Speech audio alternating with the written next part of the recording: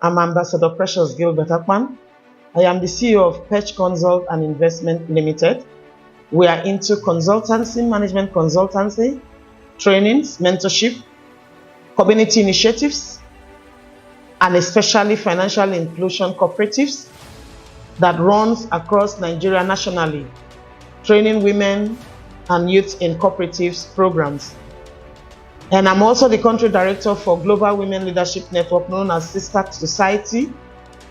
And we have women and youth in all the states in Nigeria, where we also avail them trainings and access to affordable funding, affordable homes, healthcare insurance, and pension.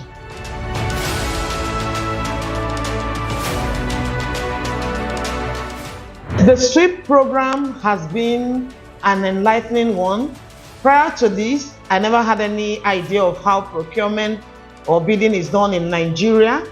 I used to view it as a man's world thing, because over time you hear of tender, you hear of biddings. I never knew how it works, but with this training, it has been an eye-opener, because with this training now, I'll be able to bid, I'll be able to go ahead and, compete efficiently, effectively in the man's world. Thank you to you. The SWIP program is an excellent program.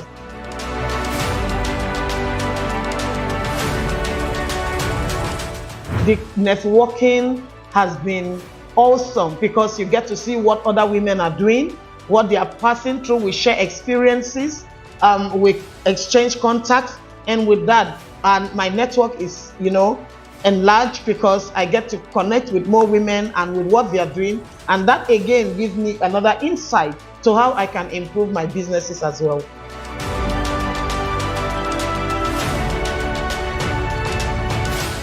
My goals for next year is, apart from the trainings, community initiatives, I want to diversify into agriculture. We want to start having food processing in our cooperatives, so that with how the climate change have affected a lot of things, so we're diversifying into agriculture fully, and also with what we've learned from other women and what they are doing in the business communities. We have enough experience to move us, and mentors out there that can support what we are doing. What we've learned from the SWIP program will help us in expanding our markets, in reaching out to other women, in exchanging contacts, exchange business ideas, and we can also intertrade. This is the beauty of what we've gained from this.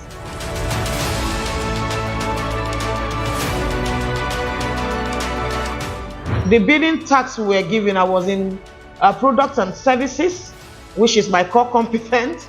And what I am learning is an ongoing thing. We are not done yet, because it's a whole lot of new ideas, new things to do. So we're still on it. So I'm in group 2D. In that group, we had 5 groups, and I'm in a group of 5 women. We have a group leader.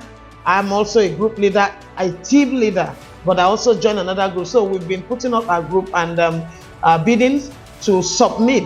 And one of the things that will help us is the training we had today with Mr. Sawa, which had to do with, he's from the procurement unit. He taught us on how to do the bidding itself and how we can bring in our documentations and submit it. So with that, the tax is a lot more easier, though it has to do with a whole lot of activities. So it's an ongoing thing, but it's worth the while, because it's opening up my experience in a new dimension.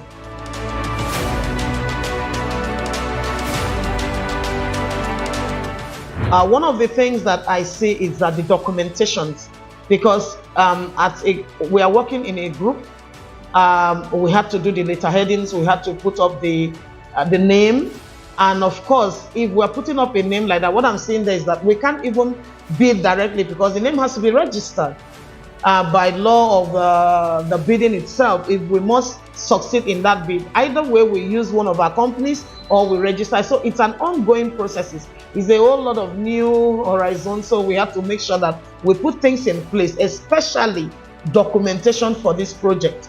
And when the trainer that trained us today from PPP, Mr. Sawa, came online, he talked about us going through a training we have to do from next year, because for you to be able to bid successfully in Nigeria, you must have the bidding license, which we don't have yet. So all of this, we are looking towards 2025, that with the experience and the training we've had, we'll be able to carry out a very perfect bidding.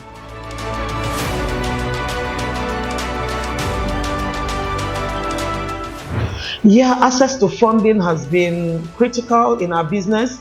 Most time, though, the Nigerian government has given us a soft landing, but most time you want to go out there to bid, they ask you in areas of your finance, which you have to bring your statement of account and all of that. Is something that is status quo. We don't have to run away from it.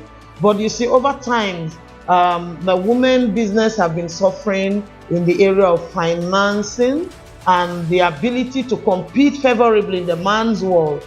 And I think with all of these trainings and the opening up of institutions for women, I think we'll be able to get over it with time.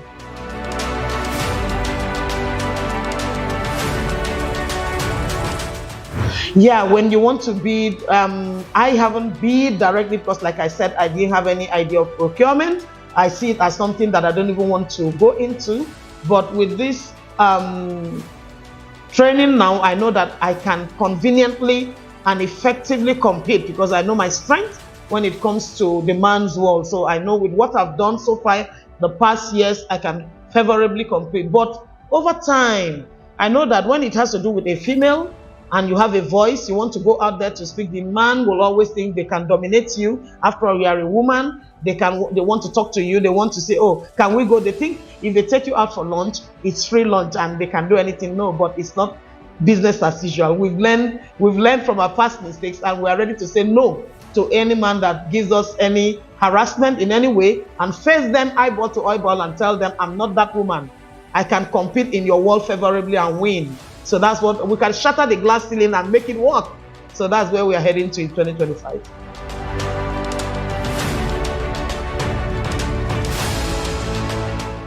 Yeah, what we need is business inputs.